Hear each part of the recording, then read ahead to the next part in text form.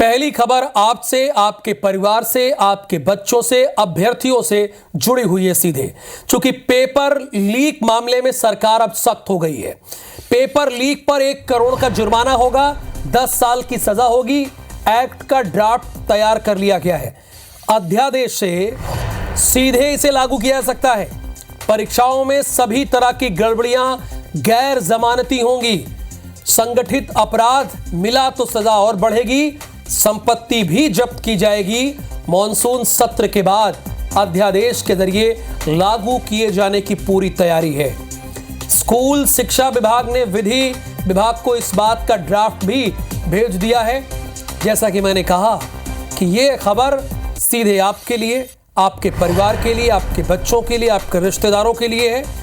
क्योंकि जब कोई पेपर देने जाता है और बहुत मेहनत करता है, साल भर मेहनत करता है और कई लोग सालों साल मेहनत करते हैं, लेकिन पेपर भी अच्छा हो जाता है। जब आप पेपर देने जाते हैं, उम्मीद जगती है कि इस बार तो हम निकाल लेंगे, लेकिन जैसे ही एग्जामिनेशन हॉल के बाहर जाते हैं, पता ही चलता है कि पेपर तो लीक हो गया।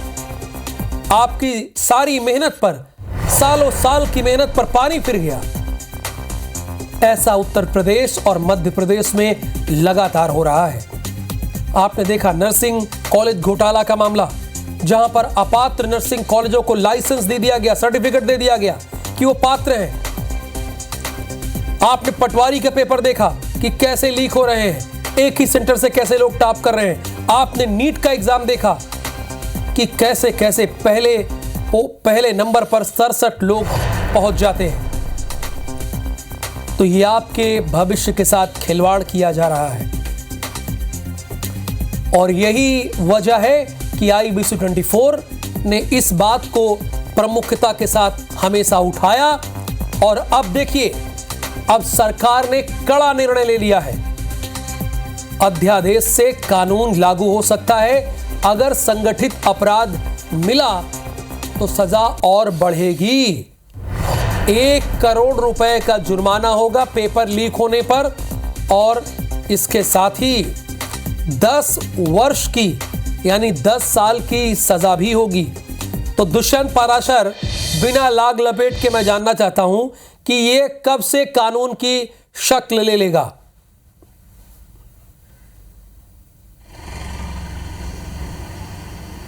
बिल्कुल, देखिए राहुल, मध्य प्रदेश में जिस तरीके से परीक्षाओं में घोटाला और फर्जीवाड़ा निकलकर सामने आया है, उनको ध्यान में रखते हुए मध्य प्रदेश सरकार ने फैसला लिया है। स्कूल शिक्षा विभाग की ओर से एक ड्राफ्ट तैयार करके विधि विभाग को भेज दिया गया है, और इसी ड्राफ्ट के अंतर्गत जो जिस तरीके से जो फर्जीवाड़े और घोटाले निकलकर सामने आ रहे हैं, उनके खिलाफ में सख्त रवैया जो है वो सरकार की तरफ से देखने को मिल रहा है। और जो अध्यादेश के तौर पर इस पूरे ड्राफ्ट को जो है मानसून सत्र के बाद मध्य प्रदेश में लागू कर दिया जाएगा। पूरी शर्तें और नियमों के अनुसार जिस तरीके से अगर बात की जाए, तो इस पूरे ड्राफ्ट में ये तय किया गया है कि जो लोग इस तरीके के फर्जीवाड़े में और घोटाले में अगर संलिप्त पाए जाते हैं, उनके खिलाफ में सख्त से सख्त कार्रवाई की जाएगी। 1 करोड़ रुपए तक का जुर्माना उन पर लगाया जाएगा। साथ ही साथ 10 साल तक की उनको कारावास की सज़ा जो है वो सुनाई जा सकती है। हालांकि अगर संगठित अपराध अगर पाया जाता है, तो इसमें संपत्ति कुर्क जैसी स्थिति भी बन सकती है। जो लोग इसमें संलिप्त पाए जाते हैं संगठित अपराध में, उनके खिलाफ में जो सज़ा है वो और भी बढ़ाई जा सकती है। तमाम सारे और भी इसमें नियम जो रेगुलेशन जो हैं वो इसमें जोड़े गए हैं, और किसी भी प्रकार से मध्य प्रदेश सरकार फ़िलहाल इस मूड में नहीं है कि ऐसे ही कई सारे जो घोटाले फर्जीवाड़े हैं उनकी पुनरावृत्ति हो, और पुनरावृत्ति के साथ में जो युवा हैं उनको वो चले जाएं। तो ऐसे में तमाम सारी व्यवस्थाओं को ध्यान में रखते हुए, तमाम सारे फर्जीवाड़े और घोटालों को ध्यान में रखते हुए इस तरीके का फैसला लिया गया है। ड्राफ्ट तैयार कर दिया गया है, विधि विभाग को भेज दिया गया है, और संभवतः मॉनसून सत्र के बाद इस अध्यादेश को मध्य प्रदेश में अध्यादेश के तौर पर ही इसको लागू कर दिया जाएगा। यानी हालांकि मध्य प्रदेश दिन नहीं है, मॉनसून सत्र आने वाला है, बहुत दिन नहीं है, और paper leak act Madhya Pradesh में लागू होने वाला है।